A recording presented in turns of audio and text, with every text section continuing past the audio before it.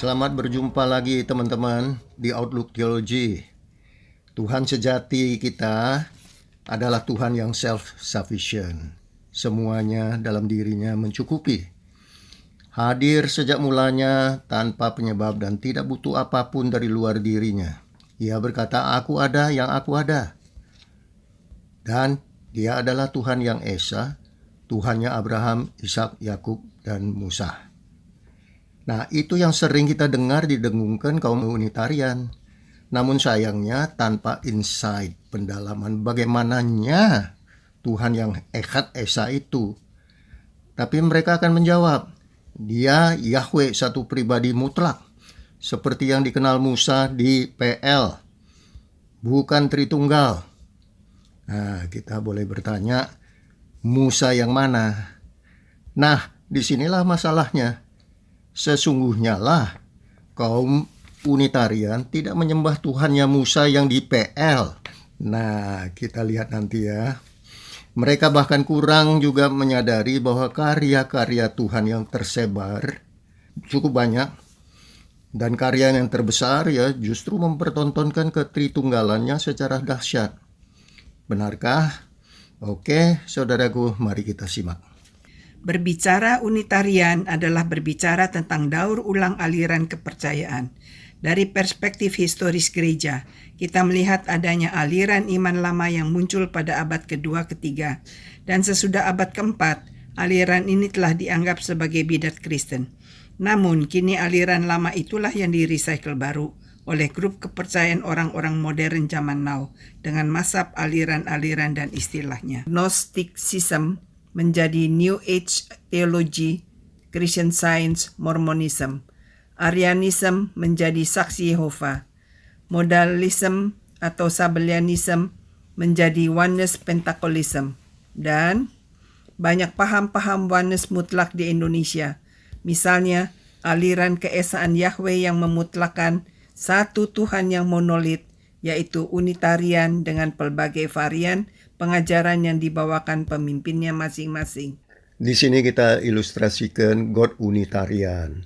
Tampak dalam gambar ini satu sosok bermode tiga atau disebut topeng ya, bertiga tapi satu ya.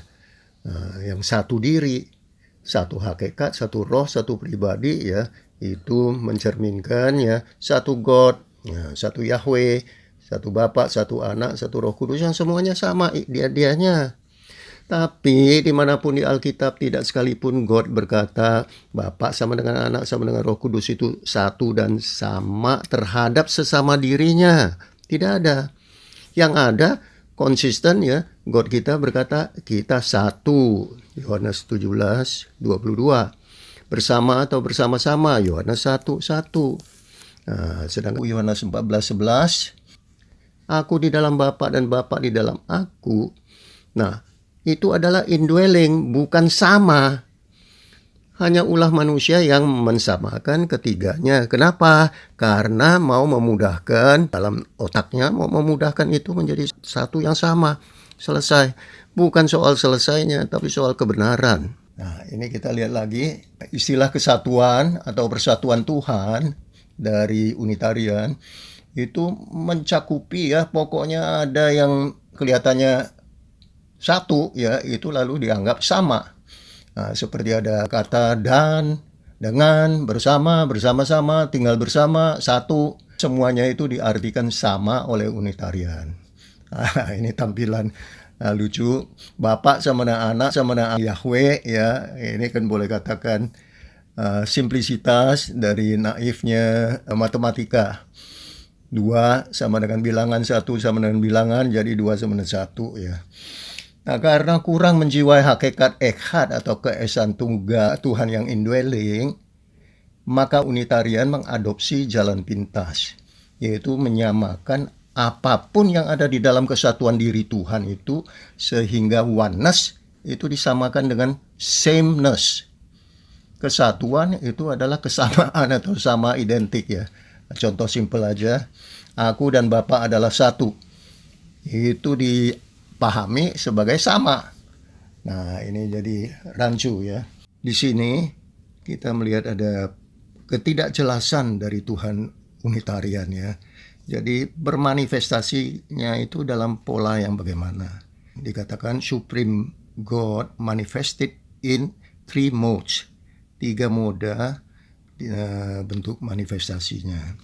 Nah, tapi pertanyaan kita, Bapa yang dikatakan Yahweh itu memanifestasikan dirinya dalam pola YY sebelah kanan, atau Bapa itu ya turut termanifestasi dalam pola XX sebelah kiri. Jadi di sini XX itu ya Yahweh itu bermanifestasi dalam Bapa, dalam Anak, dalam Roh Kudus. Nah, itu juga adalah God dan Yahweh. Semuanya satu hakikat, satu pribadi. Nah, jadi termasuk Bapa. Tapi pola dari YY ini, Bapa atau Yahweh ya bermanifestasi dalam Anak dan atau Roh Kudus. Semuanya Yahweh yang tetap satu hakikat, satu pribadi juga.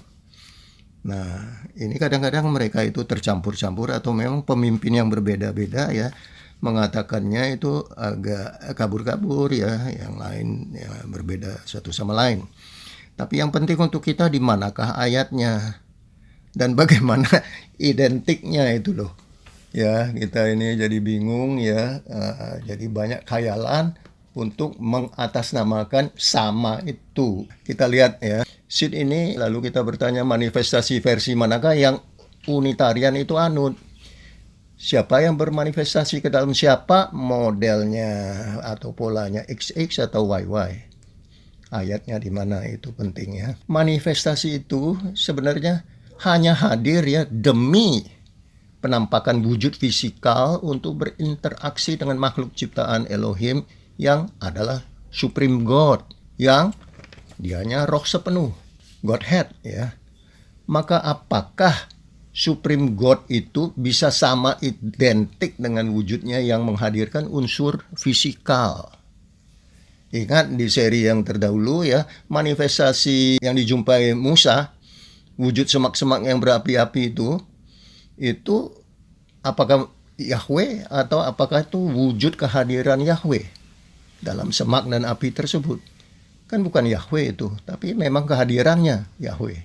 Maka Tuhan Unitarian sebenarnya mustahil bisa hidup koeksistensi dan koeternal dengan wujud-wujud manifestasinya yang berkadar fisikal.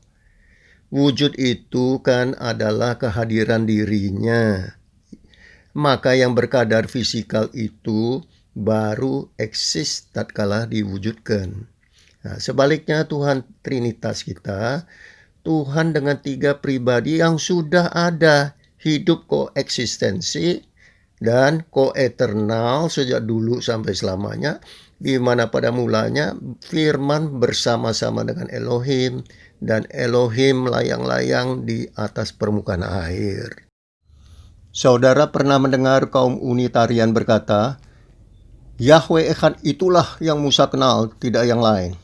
Nah, kaum Unitarian memang sangat percaya diri, bahkan menantang berkata bahwa Musa hanya bahkan cuma paham akan Yahweh Echad sebagai Tuhan yang mutlak satu monolit, yang dia terima ya langsung dari Tuhannya, baik di kitab Keluaran maupun di Ulangan 6 ayat 4.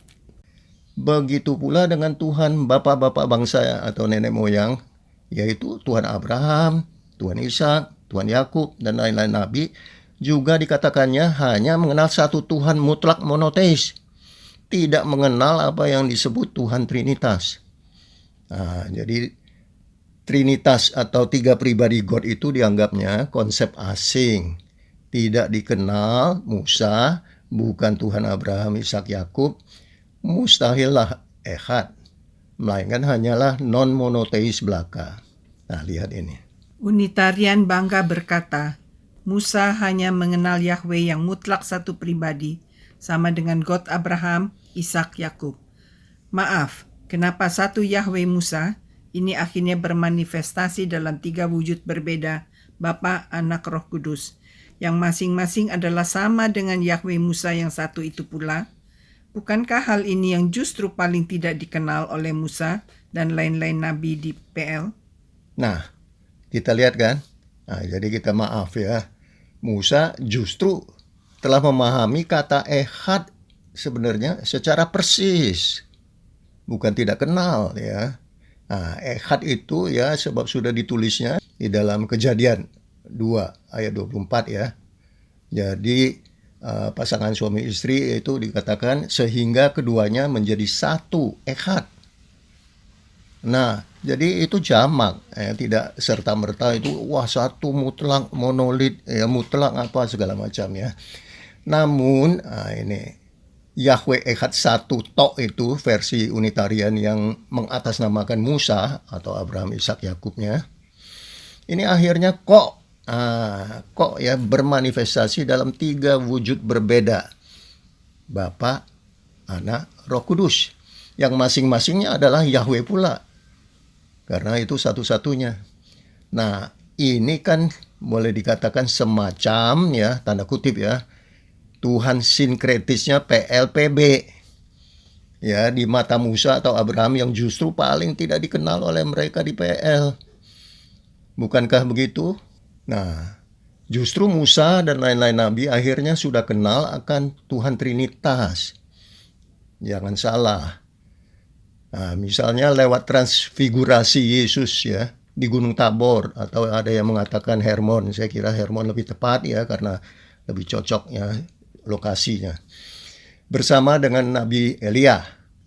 Kedua nabi itu mewakil ya, ditampakkan untuk mewakili nabi-nabi dan perjanjian-perjanjian kovenan.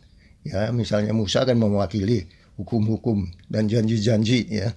Janji kovenan keselamatan dari YHWH di PL. Nah, itu digenapi dalam pengorbanan Yesus di salib, kita tahu. Elia mewakili nabi-nabi, dia nabi besar kan, yang mendahului Yesus itu. Jadi kedua nabi besar kini melihat kemuliaan Yesus di gunung itu sebagai anak Elohim karena mendengar sang Bapa ya kembali mengulangi kata-katanya yang dulu waktu Yesus dibaptis ya oleh Yohanes Pembaptis kan. Inilah anak yang kukasihi, kepadanya lah aku berkenan, dengarkanlah dia. Nah, jadi apa? Musa, Elia kini justru sudah memahami Yahweh Echad yang benar dalam kesatuan trio Bapa Anak bersama Roh Kudus yang indwelling, bukan seperti yang diklaim sepihak oleh kaum Unitarian. Nah, juga Abraham yang dikatakan juga seolah-olah tidak tahu menahu. Abraham mewakili orang-orang beriman, juga sudah menyaksikan hari sang anak. Sejak inkarnasi dirinya, sang anak ini hingga korban penyalibannya, itu kan metafora penebusan Ishak anaknya. Karena Yesus pun berkata, Abraham bapakmu bersukacita bahwa ia akan melihat hariku. Dan ia telah melihatnya dan ia bersukacita. Nah, Yohanes 8:56, nah, kemudian ada lagi 58 yang luar biasa. Before Abraham was, I am. Jadi sebelum Abraham ada, aku sudah ada. Ya. Jadi orang-orang kudus di Firdaus sudah melihat Bapa dan kini tahu Yesus sebagai anak yang dulunya mereka belum tahu semuanya tentang Tuhan Tritunggal mereka. Relasi pribadi yang kental. Tuhan menciptakan manusia menurut image, gambar, dan rupanya. Maka dia yang personal dan relasional itu menciptakan manusia yang juga personal relasional sedemikian sehingga Yesus menjanjikan kehadirannya di persekutuan 2-3 orang yang berkumpul dalam namanya, Matius 18:20, sekaligus kita semua umat menjadi mempelai intimnya, Wahyu 19:7. Jadi, image Tuhan adalah relasional sesama dirinya dan dengan umatnya, bukan isolasi mandiri ilahi. Tuhan Unitarian yang satu diri tok tidak bisa saling berelasi timbal balik dengan diri lainnya yang tiada. Tidak bisa saling berfirman, mengasihi, memuliakan, padahal Tuhan Trinitas kita justru saling berinteraksi demikian. Istilah Bapa dan Anak adalah sudah menunjukkan relasi pribadi-pribadi ilahi yang khusus, tak boleh dipelintir-pelintir manusia menjadikan keduanya identik sama, tanpa ada ayatnya. Bapa dan anak, oke. Itu istilah Tuhan sendiri loh. Yang dipilih tepat dan gamblang bagi gelar dan status dirinya. Dan bisa dipahami oleh kita secara mendasar dan universal. Maka kita jangan memaknainya secara bengkok atau menghayalkannya sendiri-sendiri. Please, camkan ini. Bapak dipanggil bapak karena ia adalah bapaknya anak. Anak dipanggil anak ya karena ia adalah anaknya bapak. Anak bukan bapak dan bapak bukan anak. Anak memang bisa menjadi bapaknya orang lain. Namun anak tidak dapat menjadi bapa untuk dirinya sendiri seperti halnya yang digagaskan oleh Tuhan Unitarian ini. Ya, semuanya menjadi sama bapak dengan anak, tidak bisa. Jadi inilah bapa dan anak istilah yang memperlihatkan secara lurus bahwa ada dua pribadi berbeda yang berelasi super intim saling indwelling. Bapa di dalam anak, anak di dalam Bapa, itu Yohanes 14:10. Ya, bukan satu yang saling sama identik seperti yang dibengkokkan Unitarian, sehingga ayat ini diartikan berbunyi anak sama dengan Bapa, Bapa sama dengan anak. Mereka lupa bahwa Tuhan telah meletakkan dasar-dasar beda pribadi peran antara Bapa dengan anak. Nah, kita contohkan sedikit saja ya, namun ini cukup membuka mata, interesting sekali. Mazmur kita petik ya, pasal 2 ayat 7. Anakku engkau telah kuperanakkan pada hari ini. Nah, tampak segera bahwa anak ku itu kok dipanggilkan untuk engkau ya, pihak kedua. Engkau telah kuperanakkan pada hari ini. Nah, jadi ini jelas ya, sudah anakku ke satu, lalu ada pihak kedua engkau ya. Begitu pula Mazmur 2:12. Kiss the son, lest he be angry. Ini King James. Nah, di sini ada kiss the son. Ciumlah sang putra supaya jangan menjadi murka. Ini terjemahan ILT. Nah, tapi LAI kehilangan putranya. Ciumlah kakinya. Kakinya ini Yahweh dengan gemetar. Ya. Jadi karena LAI barangkali itu mau menerjemahkan dengan dinamis sekali, jadi kehilangan istilah sang putra. Nah, sang putra ini, kiss the son ini, itu betul-betul itu pribadi.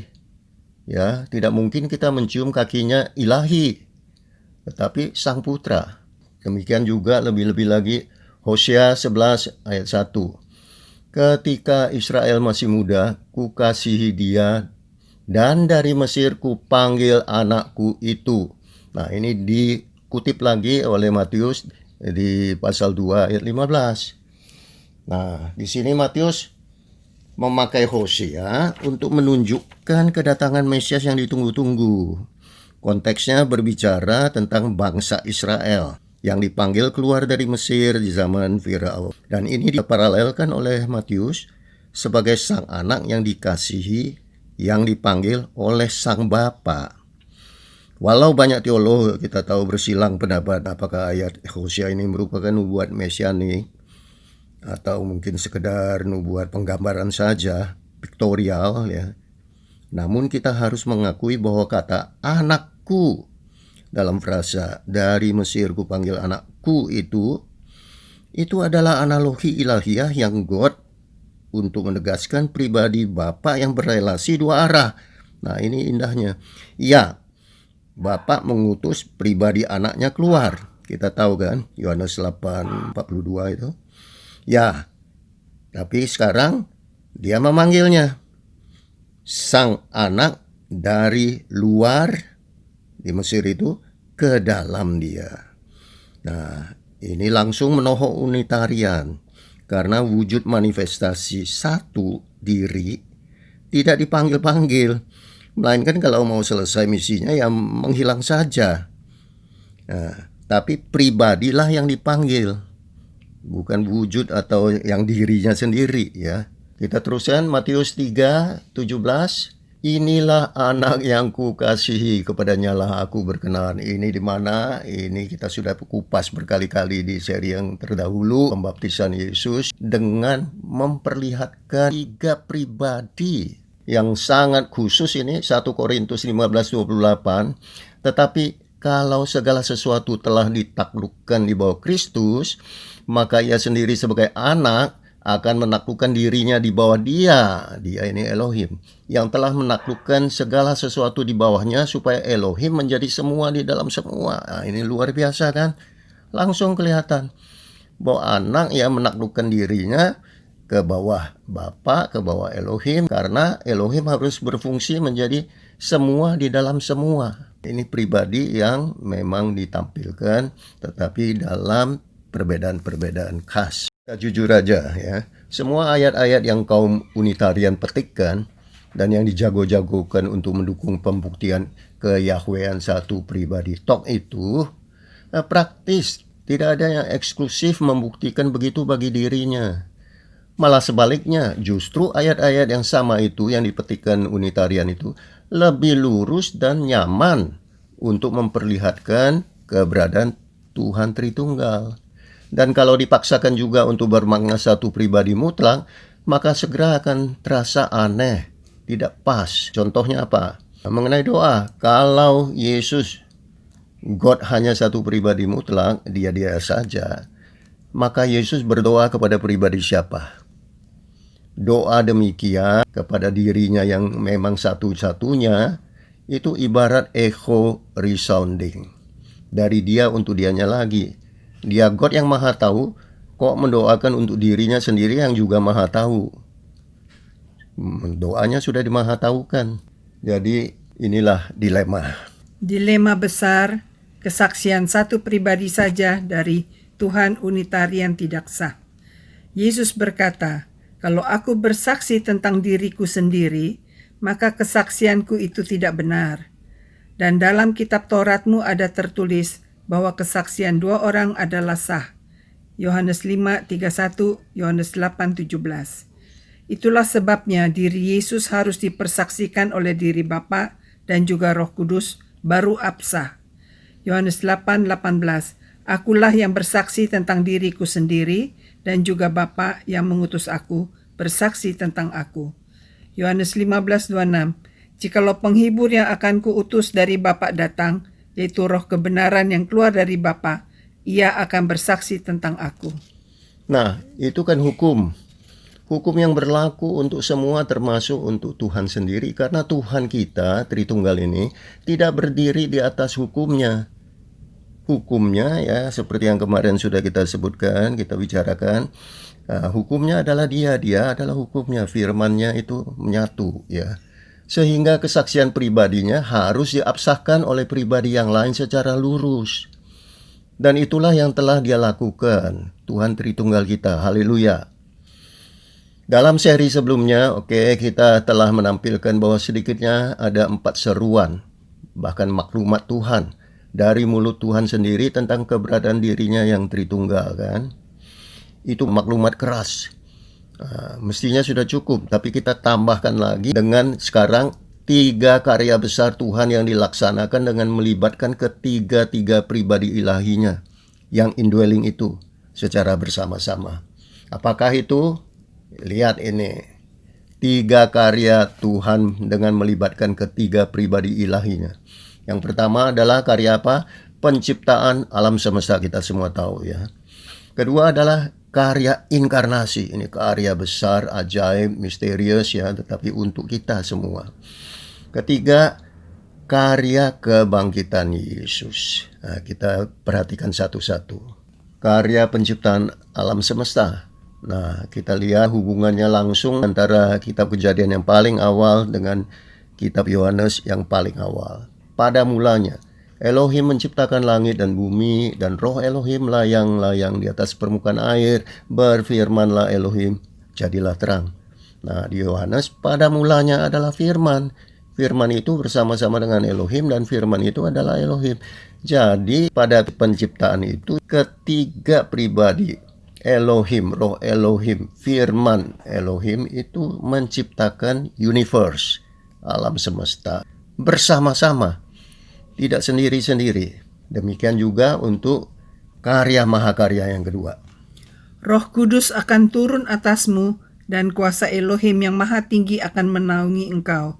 Sebab itu anak yang akan kau lahirkan itu akan disebut kudus, anak Elohim. Lukas 1:35.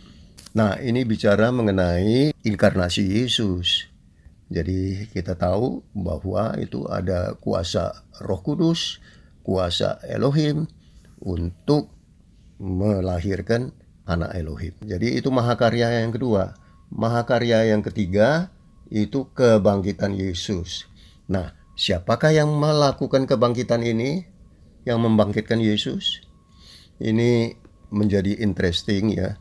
Nah, kalau kita ingat Lukas 23:46 ya, waktu Yesus di kayu salib, sesudah darah Yesus terkucur habis, dia pun berseru apa? Ya Bapa, ke dalam tanganmu kuserahkan nyawaku.